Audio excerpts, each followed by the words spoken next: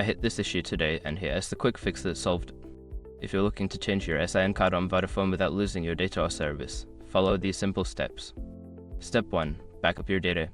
Before changing your SIM, make sure to back up any important contacts, messages, or files. This ensures you won't lose any vital information during the process. Step 2. Power off your device. Turn off your phone completely to safely remove the old SIM card. This prevents any potential damage to the SIM card or the device itself. Step 3. Remove the old SIM card. Locate the SIM card tray, usually found on the side of your device.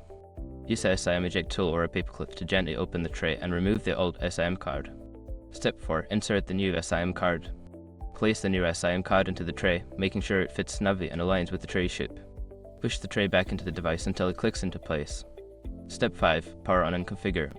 Before activation, use the eSIM link in the description to open the eSIM compatibility checker and confirm your device and carrier are supported.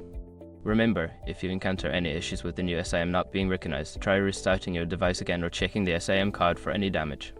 Good luck with your SIM change.